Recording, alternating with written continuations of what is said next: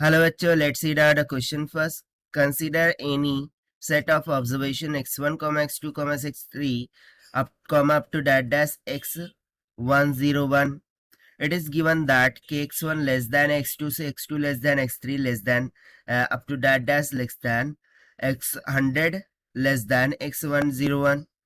Then the mean deviation of this is of observation about a point k is minimum when k equals to.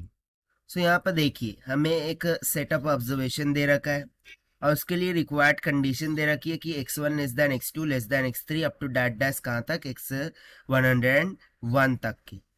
सो बोल रहा है यदि इस set के लिए जो मीन डेविएशन ऑब्जर्वेशन है अबाउट अ पॉइंट k वो मिनिमम हो जाए, सो k का वैल्यू कितना होना चाहिए वो हमें फाइंड आउट करके बताना है. सो स्टार्ट करते हैं हम की कॉन्सेप्ट से which we are going to use here for this question.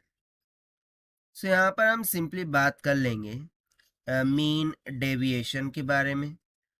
ठीक है कि मीन डेविएशन मिनिमम कब होता है.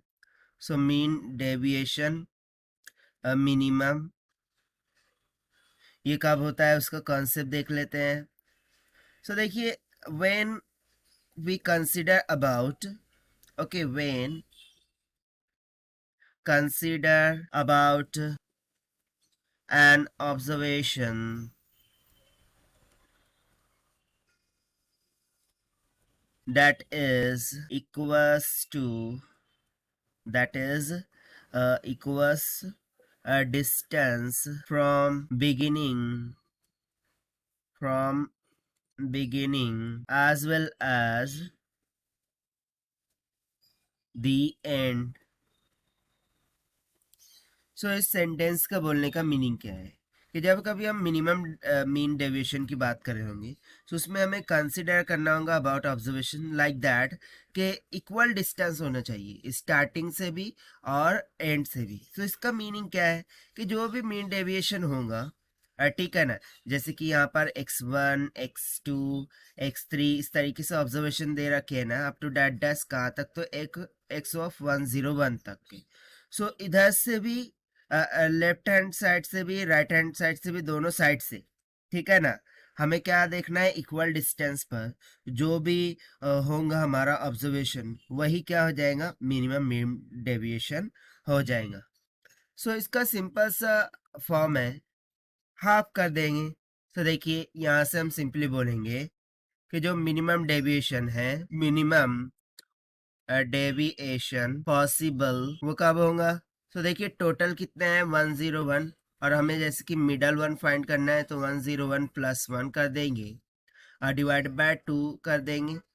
सो ये वाला जो 101 प्लस 1 बाय 2 टर्म होगा वो हमें दे देगा वैल्यू ऑफ के को. ठीक है. So this will comes out to be कितना आ जाएगा 102 by 2. So it will comes out 51st term यानी कि 51st टर्म होगी वो के पॉइंट को रिप्रेजेंट कर रहा होगा और उसके लिए मिनिमम डेविएशन कैसा होगा मिनिमम. सो 51 बोले तो x 51th ऑब्जर्वेशन. तो देखिए यही हो जाएगा हमारा आंसर फॉर दिस क्वेश्चन जो कि हमने सॉल्व किया by using the concept of mean deviation. Now let us take the option. So option B will become correct. So this is the required solution. I hope you understood well. Best of luck. Thank you.